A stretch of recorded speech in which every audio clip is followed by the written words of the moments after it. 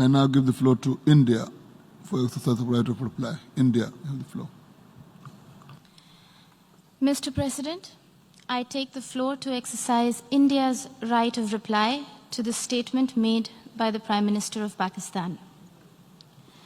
Every word spoken from the podium of this august assembly, it is believed, carries the weight of history.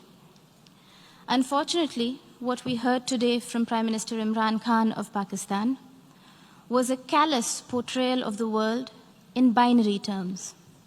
Us versus them, rich versus poor, north versus south, developed versus developing, Muslims versus others. A script that fosters divisiveness at the United Nations, attempts to sharpen differences and stir up hatred are, simply put, hate speech. Rarely has the General Assembly witnessed such misuse, rather abuse, of an opportunity to reflect. Words matter in diplomacy. The invocation of phrases such as pogrom, bloodbath, racial superiority, pick up the gun, and fight to the end reflect a medieval mindset and not a 21st century vision.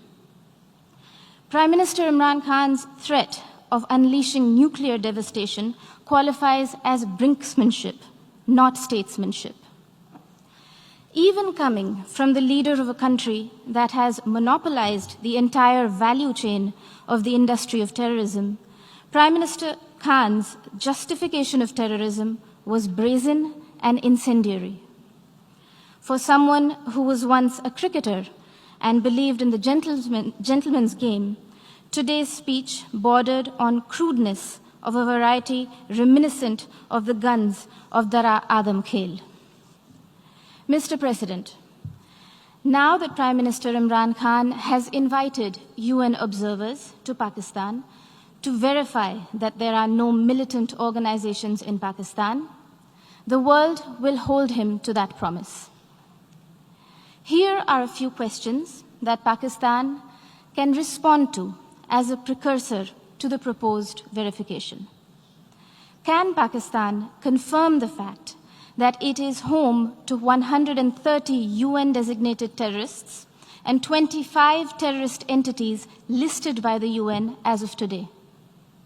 Will Pakistan acknowledge that it is the only government in the world that provides pension to an individual listed by the UN in the Al-Qaeda and Daesh sanctions list?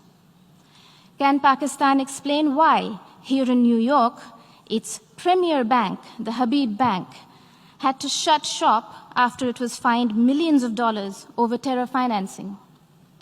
Will Pakistan deny that the Financial Action Task Force has put the country on notice for its violations of more than 20 of the 27 key parameters? And finally, would Prime Minister Khan deny to the city of New York that he was an open defender of Osama bin Laden? Mr. President, having mainstreamed terrorism and hate speech, Pakistan is trying to play its wild card as the newfound champion of human rights.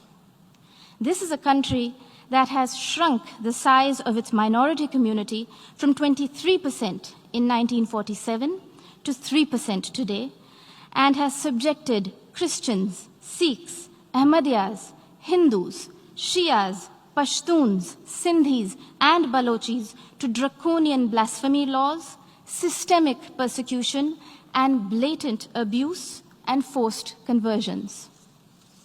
Their newfound fascination for preaching human rights is akin to trophy hunting of the endangered mountain goat, the markhor. Pogroms, Prime Minister Imran Khan Niazi, are not a phenomenon of today's vibrant democracies. We would request you to refresh your rather sketchy understanding of history.